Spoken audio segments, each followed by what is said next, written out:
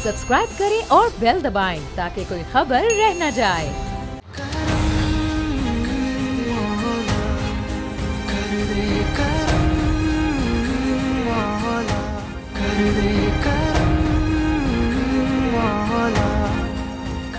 अस्सलाम वालेकुम, मैं हूँ फैसल अजीज़ ख़ान। बोल की स्पेशल ट्रांसमिशन बोल महफूज पाकिस्तान के साथ।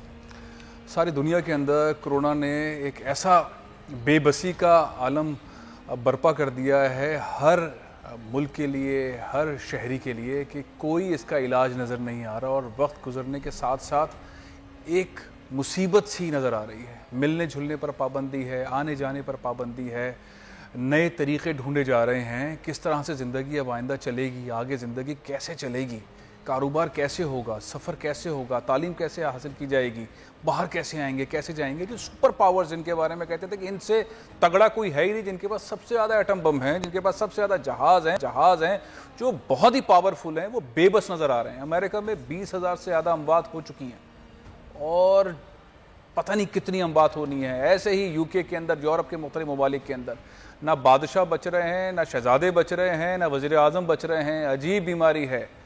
और पाकिस्तान में जो सूरत हाल है, पाकिस्तानी इसको संजीदा लेने को तैयार नहीं है। हुकूमत के ऐलानात हों, उलमा कराम के बयानात हों, अपीलें हों, पाकिस्तानियों ने उसके ऊपर उस तरह संजीदा नहीं लिया। वर्ल्ड बैंक की रिपोर्ट आई है, एशिया के जिन ममालिक के अंदर पाकिस्तान भी शामिल है वो ख़तरात में घिरे हुए हैं। आने वाला वक्त पाकिस्तान के लिए शदीद मुश्किलात का हो सकता है अगर हमने एहतियात ना की, हुकूमती ऐलानात के ऊपर, अहकामात के ऊपर अमल दरामद नहीं किया, तो फिर पाकिस्तान के मुख्तलिफ शहरों के अंदर जो कुछ होगा वो शायद कभी सोचा नहीं गया होगा। सील करने का सिलसिला जारी है। कराची के अंदर यूसीज, यूनियन काउंसिल्स जो हैं वो सील की जा रही हैं और अंदाज़ा लगाया जा रहा है 40 से 44 यूनियन काउंसिल्स को और सील किया जाएगा। वहाँ पे वबा बहुत तेज़ी से फैल रही है। वजह सिर्फ एक ही है, पाकिस्तानी संजीदगी से इस पूरे मामले को नहीं ले रहे हैं। सूरत हाल पाकिस्तान के दीगर शहरों में भी कराची के अलावा यही है, लोग संजीदा नहीं ले रहे हैं। जमघटे हम देखते हैं, मस्जिद की जो सामने वाले दरवाजे हैं वो बंद हैं, लेकिन पिछले दरवाजे खुले हुए हैं और मोहतरम पाकिस्तानी जो हैं वो बाजमात नमाज अदा कर रहे हैं। यही सूरत हाल हमने और इबादत गाहों के अंदर भी देखी है। किस तरह समझेंगे, किस तरह से ये चीज़ समझ में आएगी कि इसमें एहतियात यही है कि अपने आप को इनफरादी तौर पर दूर रखा जाए। अगर अपने फैमिली को, बीवी बच्चों को, माओं को, सबको बचाना है तो खुद एहतियात करनी पड़ेगी। बुजुर्गों को घर में लॉक करना पड़ेगा, आइसोलेशन में रखना पड़ेगा, बच्चों को भी घरों में रखना पड़ेगा, बाहर खुद कम से कम जाना पड़ेगा। कोई ज़रूरत नहीं गैर ज़रूरी तौर पर बाहर जमा होने की। लेकिन ये मामला जिस तेज़ी से आगे बढ़ रहा है, हम उस तरह से बिहेव नहीं कर रहे हैं। माशी मसाइल भी बहुत सारे हैं, हुकूमत भी ऐलानात कर रही है, फलाई इदारे भी बहुत सारे ऐलानात कर रहे हैं, काम कर रहे हैं, लेकिन बहरहाल ये एक बहुत बड़ा चैलेंज है। कोरोना को संभालना हुकूमत के लिए शायद इतना बड़ा चैलेंज ना हो जो वो इकदाम कर रहे हैं, जिस तरह से किए जा रहे हैं। सबसे बड़ा चैलेंज है पाकिस्तानियों को कैसे शऊर दिया जाए, कैसे समझाया जाए, किस तरह बताया जाए। खतरात के घंटे बज रहे हैं सारी दुनिया में, पाकिस्तानी उस तरह से नहीं चल रहे। आज कि इस घंटे में, इस आर के अंदर हम जो मेरे साथ मौजूद हैं स्टूडियो के अंदर कराची के बहुत अहम ज़िले के चेयरमैन हैं। लोकल गवर्नमेंट सिस्टम कराची में चलता है, उसके चेयरमैन है रेहान हाशमी साहब मेरे साथ स्टूडियो में मौजूद हैं। अस्सलाम वालेकुम रेहान साहब। और जिस ज़िले के अंदर 11 यूसीज को सील किया गया है, उसके चेयरमैन भी मेरे साथ मुईद अनवर थोड़ी देर में मौजूद होंगे, उनसे भी हम गुफ्तगू करेंगे। बल्कि मेरे साथ मौजूद हैं स्टूडियो में, आप देख रहे हैं अपने ऑफिस के अंदर। मैं गुफ्तगू का आगाज़ जो है रेहान हाशमी साहब आपसे करूंगा। पाकिस्तान का सबसे बड़ा शहर है, आपका डिस्ट्रिक्ट जो है वो बहुत ज़्यादा लोग रहते हैं, बड़ी छोटी छोटी गलियां हैं, बहुत टारगेटेड इन्वायरमेंट हो सकता है कोरोना के हवाले से। हुकूमत एक स्टेप लेती है, सिंध हुकूमत ने स्टेप्स पहले लिए, लोगों ने बहुत तारीफ़ें भी की। वक्त आगे बढ़ता रहा, राशन के मामला को देख रहे हैं, रिलीफ के मामला को देख रहे हैं, लोकल गवर्नमेंट के मामला को देख रहे हैं, चीज़ें आहिस्ता आहिस्ता आगे चलते थे। लेकिन अब जिस पॉइंट पे आ गए हैं, लोगों ने उस तरह से उसको नहीं लिया संजीदा। और अब जो सील करने का मामला है, पूरी यूनियन काउंसिल्स, गलियां, वो सिलसिला शुरू हो गया है। आपके पास क्या इंतजामात है अपने पूरे एनवायरनमेंट को, अपने लोगों को बचाने के, हिदायत देने के, उनको राशन देने के, सारे सिस्टम को किस तरह लेके चलेंगे आप? बिस्मिल्लाहिर्रहमानिर्रहीम। देखें, जो सूरत हाल जिससे पहली दफ़ा वास्ता पड़ रहा है पाकिस्तानियों का और पूरी दुनिया का भी, उसमें इब्तदाई तौर पर सिंध हुकूमत की जानिब से जो इक़दाम किए गए उसको हमने सराहा भी, ठीक है, मगर gradually with the passage of time जिस तरह की कोऑर्डिनेशन डेवलप होनी चाहिए थी और एक हिकमत अमली मरबूत पॉलिसी आने वाले दिनों के लिए मुरतब करनी चाहिए थी, बदकिस्मती से अब वो नज़र नहीं आ रहा। बदहवासी की कैफियत का भी शिकार नहीं होना है। जो रूट लेवल के जो लोग हैं, जो बल्दियात कहलाती है, थर्ड टियर ऑफ गवर्नमेंट, उनके साथ जिस किस्म का कोऑर्डिनेशन यानी कि वार्ड की सतह पर और यूसी की सतह पर सिंध गवर्नमेंट को डेवलप करना चाहिए था, बदकिस्मती से वो भी नज़र नहीं आ रहा। अच्छा, अभी हम सियासत के ऊपर बात नहीं कर रहे, अभी हम बात कर रहे हैं कि लोगों को रिलीफ एक्टिविटीज़ प्रोवाइड करने के लिए कोऑर्डिनेशन कैसे डेवलप करें और किस तरीके से लोगों को इस मुश्किल वक्त से निकाला जा सके। क्योंकि देखें, लोगों के साथ मुश्किलात है तो लामोहला हम भी इस सोसाइटी का हिस्सा हैं, तो वो लोग के जो ये समझ रहे हों ऐसा नहीं है। फिर ये सबको अफेक्ट कर रहा है। 51 यूसीज पर मुश्तमिल पाकिस्तान का सबसे बड़ा ज़िला है बल्दिया ज़िला बस्ती, और इसमें कच्ची आबादियाँ भी हैं यकीनन बेशुमार। कच्ची आबादियाँ ज़िला बस्ती के अंदर नहीं हैं। आज कराची के अंदर शायद पक्की आबादियों से ज़्यादा आबादी जो है कच्ची आबादियों में है। वो 65% कच्ची आबादियों पे जिस तरह डेमोग्राफिक चेंजेस हुई हैं, जिस तरह हॉरिजॉन्टल एक्सपेंशन हुई है और अनचेक्ड हुई है, उसको हमें सहना पड़ेगा। अब लोग हमारे ही हैं, इसको रिलीफ कैसे दिया जाए। अब जितनी डेंस पॉपुलेशन है कच्ची आबादियों में ख़ास तौर पर, मैं ख़ाइफ हूँ ज़ाती तौर पे, खुदा न खास्ता कि कच्ची आबादियों में जहाँ पर एक कमरे में 4 अफराद 5 अफराद रह रहे हैं, 2 कमरों के अंदर पूरी फैमिलीज रह रही हैं, खुदा न खास्ता वहाँ पर इरप्ट होता है तो उसको किस तरह काउंटर किया जाएगा। सिंध गवर्नमेंट की तरफ से ताहाल ऐसी कोई पॉलिसी नहीं है। हमने 3-4 हफ्ते पहले खालिद मकबूल सिद्दीकी भाई ने एक प्रेस कॉन्फ्रेंस की और उसमें हमने अपनी अपनी बिल्डिंग्स को जिसको मख्तस कर सकते थे आइसोलेशन सेंटर के लिए, आज भी आपके प्रोग्राम के तवज्जुह से मैं सिंध गवर्नमेंट को ऑफर करता हूँ कि कहीं पर आइसोलेशन सेंटर की आपको ज़रूरत हो तो बल्दिया ज़िला बस्ती की बिल्डिंग्स अवेलेबल हैं जिसमें पानी और वॉशरूम की सहूलियात मौजूद हैं, बिजली की सहूलियात मौजूद हैं, ताकि हम वो लोग जो कि डिप्राइव तबका है हमारा, हम उसको महफूज कर सकें। मैं बात को आगे बढ़ाता हूँ रेहान साहब। मोहित, आप एक ऐसे ज़िले को लीड कर रहे हैं, बहुत अरसे से लीड कर रहे हैं, ये इम्तिहान बहुत बड़ा है, बहुत बड़ा इम्तिहान है। लोग बात नहीं मान रहे, जिस तरह से रेहान साहब भी कह रहे हो, मुसलसल हर जगह मामला है कि पाकिस्तानी बात मानने को तैयार ही नहीं, तो कराची वाला मानने को तैयार ही नहीं है। मस्जिद का सामने से दरवाज़ा बंद है, वो पीछे वाले दरवाजे से अंदर जाके बाजमात नमाज पढ़ रहे हैं, उलमा कराम भी जो है वो अपील कर रहे हैं, लेकिन वो अपीलों के ऊपर असर ही नहीं हो रहा, बाहर घूम रहे हैं। सिंध के अंदर जो डेटा आया है, 20 साल से 29 साल तक के जो नौजवान हैं उनमें वायरस तेजी से फैल रहा है। ये हुकूमत सिंध का डेटा है। मैं आपसे पूछना चाह रहा हूं कि ये जो आपने सील कर दिए हैं, सील हो रहे हैं, आप किस तरह सिंध हुकूमत के साथ मिलकर काम कर रहे हैं और जो सील होने वाली आबादियां हैं उनके साथ क्या मैसेज है, वो किस तरह जिंदगी गुजारेंगे, खाना पीना उनका जीना किस तरह से होगा? बिल्कुल सर, मैं आपको बताता हूँ। फैसल साहब, पहले तो बहुत शुक्रिया आपने, क्योंकि डिस्ट्रिक्ट ईस्ट इस वक्त जो है मेन उस पे है, क्योंकि हमारे ईस्ट के अंदर 11 यूसीओं को लॉकडाउन किया गया। लॉकडाउन मींस वह जैसे नॉर्मल लॉकडाउन दूसरी डिस्ट्रिक्टों में चल रहा है उस तरीके से नहीं, बाकायदा एक कर्फ्यू का समय है वहाँ पे जिन एरियो में किया गया है। वहाँ पे बिल्कुल, वहाँ पे जी बाकायदा गलियों में कनातें लगा दी गई हैं, उसमें पानी के टैंकरों से रास्ते ब्लॉक कर दिए गए हैं। तो मैं ये समझता हूँ ये एक अच्छा इकदाम किया गया है। बेसिकली देखें, आज भी अभी हमारे कमिश्नर कराची साहब साथ थे, डीसी साहब थे, डीआईजी ईस्ट थे, विंग कमांडर गुलशन, विंग कमांडर्स जमशेद थे और एसीज थे, डीएचओ थे, हेल्थ के जो डॉक्टर्स थे, वो लोग सब थे। हम लोग सब बैठकर एक टेबल हमारी मीटिंग हुई, उसमें यही डिसाइड हुआ कि अल्लाह ना करे ये कल को बढ़ता है तो उससे पहले हमें ये सील लॉकडाउन करना पड़ेगा। देखिए, मैं अप्रिशिएट करता हूं इस सेंस में कि मेरे डीसी ने कल उसके ऊपर स्टेप लिया, इस वजह से कि कल जो थे वो 24 से ज़्यादा लोग कोरोना की रिपोर्ट आई है कि पॉजिटिव रिजल्ट आ गए उनके। तो मेरा बताने का मकसद है जितना हम लेट करेंगे उतना हमें ज़्यादा अपने लोगों से मतलब अपने लोगों का नुकसान होगा। आज जो हमारे यहाँ 2 लोगों की आज एक्सपायरी हो चुकी है। अभी मैं आ रहा था तो एक हमारे जानने वाले, उनका ओझा के उसमें ओझा में एडमिट थी उनकी वालदा, उनका भी कोरोना के हवाले से इंतकाल हो गया। तो मैं ये बता रहा हूँ, देखें जी, हमें नहीं पता कि कोरोना किस तरीके से बढ़ रहा है। अच्छा, हमने कोशिश की हमने अपने बल्दियाती सेटअप के हवाले से भी कोशिश की, डीसी लेवल पे भी कोशिश की, सिंध गवर्नमेंट पे कि ये नॉर्मल लॉकडाउन रहे जिसकी वजह से लोग घरों पे रहें। पर आप ही की बात बड़े अफसोस के साथ बताना पड़ता है, पब्लिक ने इसको बहुत ईजी ले लिया। लोग पिकनिक्स मनाने जा रहे हैं, लोग गलियों में खाने लेकर बैठ रहे हैं फुटपाथों के ऊपर और खा रहे हैं, इंजॉय कर रहे हैं। तो ये नहीं था। बेसिकली हमारी ख्वाहिश ये थी कि जितने लोग अपने घरों में रहेंगे हम कोरोना का मुकाबला कर लेंगे, अदरवाइज ये और बढ़ता जाएगा। और बढ़ता जाएगा। जाहिर है हमारे लोगों ने पिकनिक के तौर पे लिया, सही समझा कि छुट्टियां हैं, छुट्टियों के तौर पे लिया, उस तरह से इजी लिया। अब अगले फेज में आ गए, आपने सील कर दिया, कर्फ्यू लगा दिया।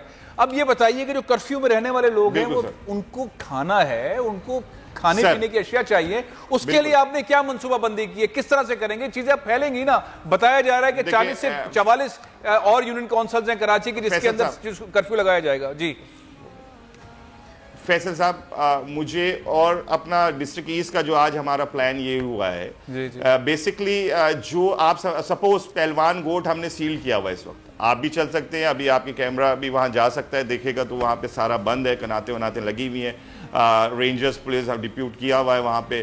तो हमने ये किया है कि जो पेशेंट कोरोना का अफेक्टेड पेशेंट उस एरिया में है उसकी पूरी हिस्ट्री ली हुई है हमने, वो किन किन लोगों से मिला था, क्या था, हम उसको वो एरिया सील कर कर फिर उधर जा रहे, उनका हम चेकअप कर रहे हैं फर्स्ट उसमें। दूसरा उसमें हम फ्यूमिगेशन करवा रहे हैं अपने डिस्ट्रिक्ट की तरफ से, एक उसके घर के अंदर भी होगा, उसके पड़ोस में भी होगा। अच्छा, दूसरी चीज़ ये है कि मैं इस घर में रहता हूँ जी, मेरा मालिक के मकान ऊपर रहता है, मुझे कोरोना है तो वो मेरे फैमिली का भी पूरा टेस्ट हो रहा है और ऊपर जो रहता है उसका भी होगा, और लेफ्ट हैंड और राइट हैंड पे जो घर है पहले हम अब यानी कि 11 यूसीज के अंदर जो है वो टेस्ट का और फ्यूमिगेशन शुरू हो गया। हाँ सर, फ्यूमिगेशन। इसके बाद जो है जो एरिया लॉकडाउन किया गया, आज ही मेरी डीसी साहब से इस पे बात भी हुई है, और जी हमारे लोग भी उसमें थे जो राशन जो दे रहे हैं, तो उसमें यह है कि हम उन घरों में 15 से 20 दिन का राशन दे देंगे। अच्छा, तो मैं ये समझता हूं ये करना पड़ेगा। असल में लोगों को ये इत्मीनान देना चाहिए, आप दे रहे हैं ये कि जिन जिन यूसीज में कर्फ्यू लगेगा वहां पर खाने पीने की अशिया गवर्नमेंट प्रोवाइड करेगी। चेयरमैन साहब ये कह रहे हैं ईस्ट के कि जहां जहां आप प्रोवाइड करेंगे, उनको परेशानी की बात नहीं, वो इत्मीनान से घर में रहें, उनको परेशानी। रेहान साहब, यही मामला आपके डिस्ट्रिक्ट में भी कोई अल्लाह ना करे ये सिलसिला अगर बढ़ता है, रेहान साहब आप भी इसी तरह से करेंगे कि जहां पे खुदा ना खास्ता है ऐसा एनवायरनमेंट होता है? और मैं आपको ऐड करना चाहता हूं जी, कहिए। एक चीज और मैं ऐड करना चाह रहा था। एक तो ये हो जाएगा कि जी ये राशन, दूसरी बात ये है कि उन एरियो में जितने मेडिकल स्टोर्स हैं, वो डिस्पेंसरीज हैं, अपना अगर कोई हॉस्पिटल है, दूसरी चीज आपका जी ग्रोसरी की शॉप्स हैं, इस टाइप की भी दूध और दही की दुकानें हैं, वो खुली रहेंगी।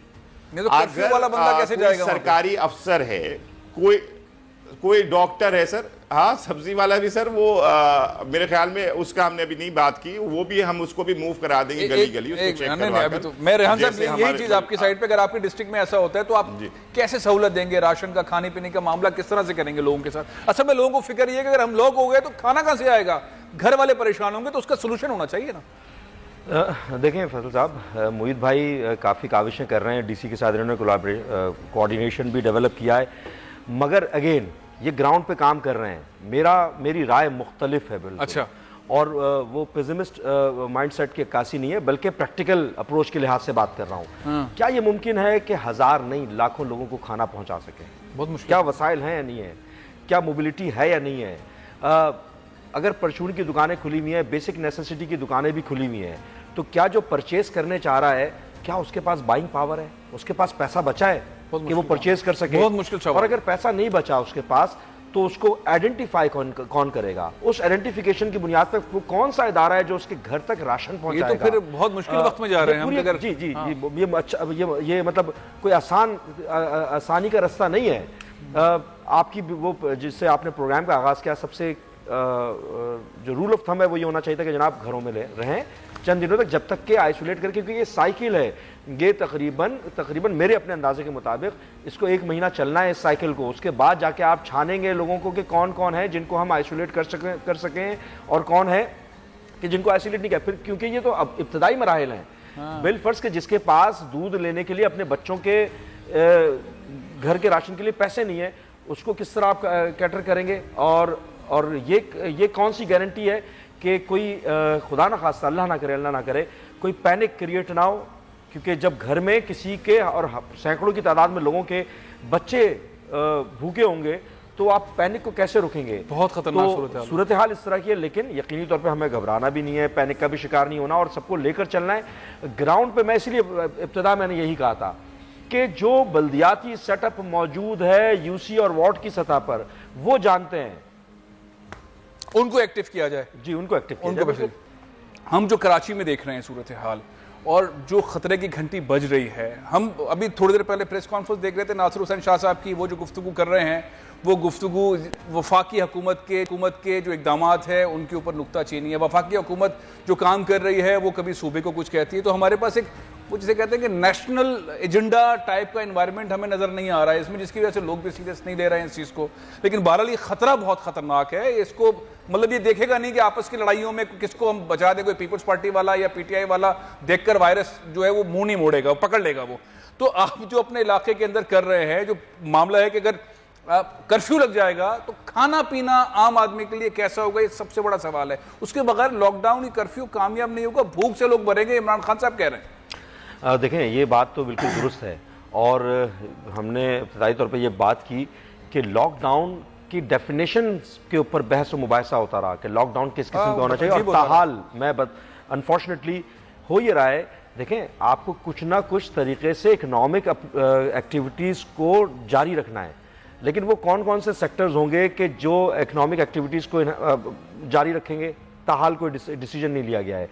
क्या वो जो आदमी फ़र्ज करें अजनास लेकर किसी ज़रूरतमंद के पास पहुंचा रहा है, क्या वो पेट्रोल पंप के पास जाएगा? क्या पेट्रोल पंप के सप्लाई चेन का सिलसिला जो है वो जारी रहेगा? और जो रिफाइनरीज हैं वहाँ पर काम करने वाले लोगों को प्रॉब्लम्स तो नहीं होंगी आने में? ये देखें, पूरा एक साइकिल है और इसको स्टेप बाय स्टेप ये नेशनल लेवल पर करना चाहिए था, क्योंकि नेशनल इशू है, नेशनल सिक्योरिटी का मसला है। आपको जरा देर, जो आम आदमी है जो फंसेगा कर्फ्यू के अंदर, यूसी लॉक हो जाएगी, तो उसको हम दे क्या रहे हैं? उसको सेफ तो कर रहे हैं, घर में रोक रहे हैं, लेकिन हुकूमत क्या देगी उसे? अगर उसको खाना पीना नहीं मिलेगा तो वो क्या करेगा? इंतजार करेगा, बाहर निकलेगा? आप लोग देंगे, सिंध हुकूमत देगी, वफाकी हुकूमत देगी, कौन देगा उसे खाना पीना? देखिए, मैंने यही कहा था कि प्रैक्टिकली लाखों लोगों तक राशन पहुंचाने की बात तो कर रहे हैं, लेकिन क्या ये पॉसिबल है? नामुमकिन है। आपकी ही बात को मैं एड्रेस करूं। एक चीज़ है, आपने मस्जिदों में पाबंदी लगा दी, नमाज़ों की अदायगी में पाबंदी लगा दी, तो क्या मस्जिदों में लोग जो जा रहे हैं बग़ैर एहतियात के, वो तो जा रहे हैं। होना तो ये चाहिए था कि जो मस्जिद के इमाम हैं उनके ज़रिए ही ये बात पाबंद कराई जाती कि जो मस्जिद में बाजमात नमाज अदा करने आएंगे वो कौन कौन सी एहतियाती तदाबीर करके आए। मास्क जिसके पास नहीं होगा वो जनाब नमाज के लिए ना आए, अंदर नहीं है। जी, कुछ ऐसी देखिए, जा तो रहे हैं वैसे ही लोग। आप पाबंदी लगाकर, इमाम मस्जिद मिंबर का बड़ा अहम किरदार होता है, मिंबर को जिम्मेदारी देते कि जनाब ये किरदार अदा करें। और सऊदी अरब में कर्फ्यू लगा हुआ है, गैर मुय्यना मुद्दत तक के लिए सऊदी अरब में कर्फ्यू है, कोई नमाज, कोई घर से निकलना, कुछ सीन ही नहीं है, बिल्कुल लॉक। हमारे यहाँ लोग मसाजिद में जमा हो रहे हैं, मेन दरवाजे बंद है, पिछले दरवाजों से आ रहे हैं, लेकिन अभी भी जारी है, ये जारी कर रहे हैं। आप या तो आप तरीका कार वजह कर रहे हैं। इसी तरह इकोनॉमिक एक्टिविटीज़ के हवाले से अब मैंने जिस तरह बात की ना कि कौन पहुंचाएगा, सप्लाई चेन मैनेजमेंट का साइकिल जो ब्रेक हो जाएगा तो उसको किस तरह आप सस्टेनेबल करेंगे? आपके पास तो होना ये चाहिए तकरीबन 3 महीने का प्लान। मेरी अपनी ज़ाती राय है कि 3 महीने का मौसर और जो कॉम्प्रिहेंसिव अगर प्लान नहीं है लोगों तक अजनास पहुँचाने का भी, हत्ता के जो इंडस्ट्रीज़ हैं, वेंडर इंडस्ट्री हो, चाहे वो मैन्युफैक्चरिंग सेक्टर हो, मुख्तलिफ इंडस्ट्रीज़ के अंदर कुछ ना कुछ कंपोनेंट आपको रखना पड़ेगा कि इंडस्ट्रियल जो प्रोडक्शन का साइकिल है वो रुके ना किसी भी सूरत में। फिर जब तो पूरी आवाम घूम रही होती है सड़क पर, एक आखिरी चीज़, जब सड़कों पे क्रिकेट खेली जा रही है, लोग बैठके कर रहे हैं, तो उस दुकानदार का क्या कसूर कि जो दुकान खोल के कारोबारी एक्टिविटीज़ को बिल्कुल मौकूफ़ कर दे और रोक कर बैठ जाए, वो उसकी इकोनॉमिक एक्टिविटी रुक गई। और इस तरह की बेशुमार मार्केटें हैं जो कि बंद पड़ी हुई हैं, उन मार्केटों के अंदर सेल्समैन का क्या कसूर? कोई तरीकाकार वजह नहीं हुआ अभी तक ताहाल। फिर एक और चीज़ इससे रिलेटेड है, देखें, इंटेंशंस का पता चलता है हुकूमतों के, सियासी पार्टीज़ के। कितनी पॉलिटिकल पार्टीज़ हैं जिन्होंने अपने जो शैडो बजट पेश किया हो और उस शैडो बजट में हेल्थ सेक्टर के ऊपर जीडीपी का कितना परसेंटेज रखा हो। ये हम दूसरी साइड पर जा रहे हैं, बहुत इंपॉर्टेंट पॉइंट है, लेकिन ये लॉन्ग टर्म प्लानिंग है ना, अगर आज चीजें होती तो चीजें बेहतर नजर आती हैं। ये जो सूरत हाल है, मुझे ऐसा लगता है कि अगर यही सूरत हाल रही, मार्केट इसी तरह से बन रही, इसी तरह से चिकन और दूध के प्राइजेस इतने आगे चले जाएंगे कि रमजान के अंदर शायद मुर्गी 400-500 रुपए पर केजी हो और दूध 200-300 रुपए केजी मिल रहा हो या लीटर मिल रहा हो। सूरत हाल अगर इंडस्ट्री नहीं चलेगी, आप लोग चूंकि इलेक्टेड रिप्रेजेंटेटिव हैं, चेयरमैन हैं दोनों के दोनों, और सिंध हुकूमत भी संजीदा होती है बहुत सारी चीजों में, लेकिन जाहिर है काम बहुत सारे हैं तो फोकस नहीं हो पाता। लेकिन इस पूरे सर्कल के अंदर तजावीज दी जा सकती हैं कि सिस्टम को चलाने के लिए कोई मैकेनिज्म हो, कोई 2 महीने 3 महीने 4 महीने का कोई प्लान हो। आपसे आज तक कोई शेयर हुआ है कोई प्लान किसी हुकूमत का कि इस तरह से हम लोगों को लेकर चलेंगे, खाने पीने का मसला नहीं है, आने जाने का मसला नहीं है, हेल्थ का मसला नहीं है, कोई कंफर्ट जोन वाला एनवायरमेंट भी कोई डिस्कस हुआ है कभी? नहीं जी, ऐसा कोई कंफर्ट जोन वाला वो कोई एनवायरनमेंट का नहीं डिस्कस हुई। बेसिकली आज जो हमारी इस पे बात हुई कि जी उस एरिया में जहाँ पे हम लॉकडाउन कर रहे हैं उसको राशन कैसे पहुँचेगा। अच्छा, ये लॉकडाउन कोई 2 दिन का नहीं होगा। मैं ये समझता हूँ अगर वो कोरोना का पॉजिटिव कोई रिजल्ट निकल आता है, कोई उसका कोई ऐसा पेशेंट निकल आता है तो 10 से 15 दिन उसको आइसोलेट, उसको कहीं पे कमरे में बंद रखना पड़ेगा। उसके बाद जाकर वो फिर उसका 10 दिन बाद वो टेस्ट होगा और क्लियर होता है तो सही है, नहीं होता तो फिर मजीद उसको। कहने का मकसद ये है कि सर इसी वाले से हमारी बात हुई थी कि भाई आप अगर कोई पूरा लॉकडाउन कर रहे हैं तो उन गलियों में जो दूसरे भी घर हैं उसको कैसे राशन दिया जाएगा। तो उसके अंदर ये डिस्कस ये ज़रूर आई है कि जी उनको हम 10 से 15 दिन का राशन उनके घरों में देंगे और उसके बाद भी बैकअप में सबको देंगे, होगा, सबको देंगे 10 से 15 दिन का। इस बात नहीं, मैं मोहित साहब आपसे जरा क्लियर मैं बहुत क्लियर होकर पूछना चाहता हूं, जिन यूसीएस में कर्फ्यू लगा है उन तमाम इलाकों के घरों के अंदर आप 10 से 15 दिन का राशन देंगे? हेलो, मैं आवाज आ रही है आपको मोहित साहब? आपने बहुत इंपॉर्टेंट बात की है, उस वक्त रेहान साहब भी कह रहे थे कि ये आपने कही है बात कि जहां पे कर्फ्यू है, जिन 11 यूसीस के अंदर अभी डिस्ट्रिक्ट ईस्ट की कर्फ्यू लगा हुआ है, बहुत सारे इलाके हैं, मैं उनका नाम लेना चाहता, लेकिन वहां पर आप ये कह रहे हैं कि लोगों को हम घरों पे 10-15 दिन का राशन देंगे? जी जी देंगे। अच्छा, हम भी देंगे और सिंध मतलब हम अपने खिदमत खल फाउंडेशन से भी दे रहे हैं, सिंध गवर्नमेंट भी दे रही है, तो इस तरीके से हम राशन। अच्छा, एक बात मैं बता दूं आपको, क्लियर करता जाऊं कि जो अगर यूसी की अगर एक यूसी है तो उसमें जो स्पेसिफिक जो घर है जिसमें कोरोना का पॉजिटिव रिजल्ट आया है, उस घर के उस गलियों को, उन 3 गलियों को या 4 गलियों को लॉकडाउन कर रहे हैं। अदरवाइज कोई ऐसा हमने बड़ा लॉकडाउन नहीं किया कि पूरा हमने कर्फ्यू वाला नहीं कर दिया। वो 4 गलियां समझें, वो सील्ड होंगी एक तरह से, उन 4 गलियों के लोग मूवमेंट नहीं कर सकेंगे। इन 4 गलियों के घरों में हम देंगे, राशन भी देंगे, फ्यूमिगेशन भी होगा इन घरों के अंदर, सारी चीजें, टेस्ट भी होंगे इसमें। ये है फर्स्ट उसमें अभी हो रहा है, ये आज से हमारा शुरू हो गया है और कई हमारे टेस्ट आज हुए भी हैं। तो मैं ये समझता हूं अगर हम खुदा ना खास्ता इसको और लेट करेंगे और अगर पब्लिक को हम इसी तरीके से मूव होने देंगे तो ये कोरोना बढ़ सकता है। अच्छा, तो आप दोनों लोगों से मैं पूछ रहा था, दोनों नहीं, आपने बहुत अच्छी बात की, बहुत क्लियर बात की कि जहां जहां कर्फ्यू लगा है, जिन गलियों के अंदर ये सीरियस मामला है, वहां पे आप राशन देंगे। उन लोगों को मुतमईन रहना चाहिए कि वहां के जो मेयर हैं मोहित अनवर साहब, वो राशन पहुंचाएंगे, सिंध हुकूमत राशन पहुंचाएगी, उनकी जो फाउंडेशन है, खिदमत खल फाउंडेशन, वो राशन पहुंचाएगी। बहुत अच्छी बात है। मैं ये जानना चाहता हूं आप दोनों हजरात से, बहुत इंपॉर्टेंट सूरत हाल, इलेक्टेड रिप्रेजेंटेटिव्स हैं आप दोनों के दोनों, ये जो वबा अगर फैल जाती है, ये अभी 3 गलियों की बात कर रहे हैं आप रेहान साहब, अगर ये गलियां 300 हो जाती हैं, फिर राशन कहां से आएगा?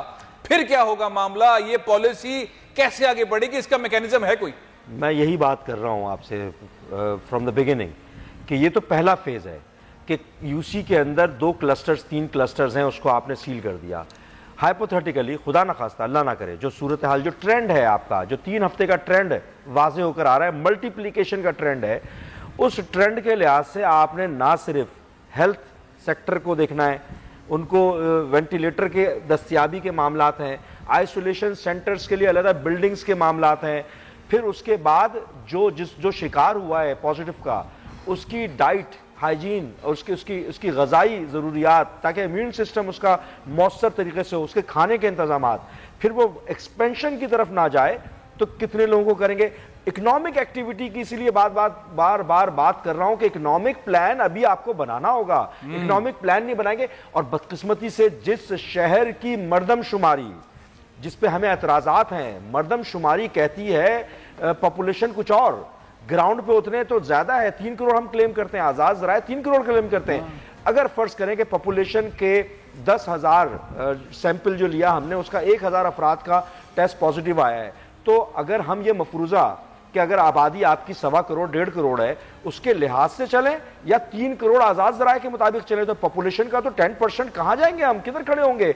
तो हमने 3 फेज में बनाया नहीं बनाया। मोहित भाई ने बिल्कुल दुरुस्त कहा है कि हुकूमत, सिंध हुकूमत अच्छे इकदाम करिए, बहुत अच्छी बात है, लेकिन आप जो लोग ग्राउंड पे काम कर रहे हैं उनसे तो कम से कम कोऑर्डिनेशन डेवलप करें।